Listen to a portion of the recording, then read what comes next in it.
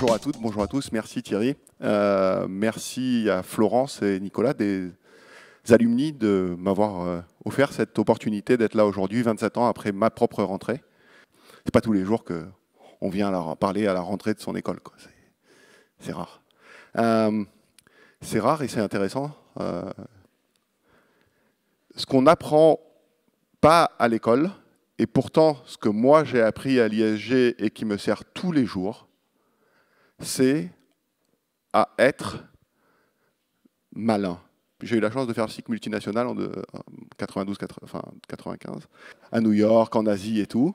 Et en fait, qu'est-ce qu'on a appris? On a appris à être autonome, on a appris à être indépendant, on a appris à aller trouver des solutions, on a appris à se faire mal, on a appris à se débrouiller dans un environnement qui n'était pas nécessairement horrible, mais un peu hostile quand même, qui est l'environnement de l'administration et de tous ces trucs-là. Je ne sais pas si vous imaginez, vous débarquez dans notre pays, vous arrivez à l'EDF pour avoir une ligne, pour un appartement, pour 6 mois, quoi.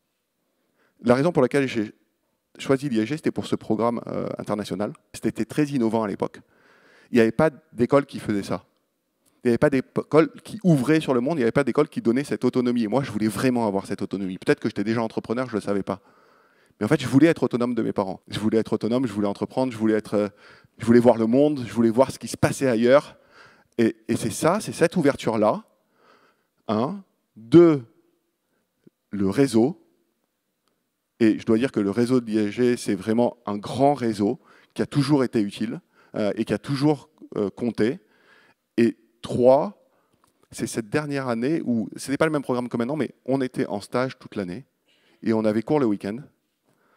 Et finalement, 80% des gens, c'était un peu le fameux apprentissage avant l'heure, quoi, où pour une entreprise, c'était un bon test, ça ne coûtait pas très cher. Et finalement, 80% étaient embauchés après. Toujours dans mon parcours. Quelques années après, je suis retourné professionnellement à New York et, vous n'allez pas le croire, on m'a dit, bon Cyril, va ouvrir la filiale. J'avais 21 ans, va ouvrir la filiale. Honnêtement, what about, quoi. Et là, je me suis souvenu, ah oui, l'électricité, le câble, le machin, bon bah ok, la même chose avec des bureaux, quoi.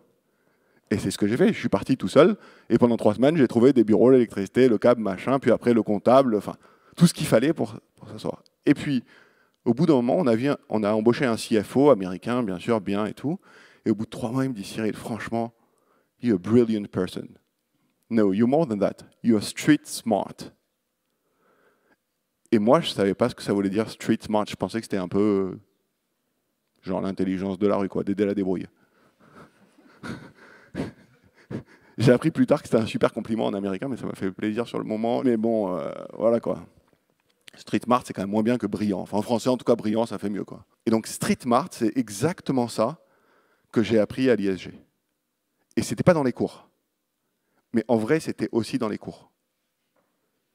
Dans les cours, on avait des cours où on avait de l'autonomie, où on travaillait en groupe, où il fallait inventer des choses, où les profs nous guidaient plus que nous faisaient des cours magistraux.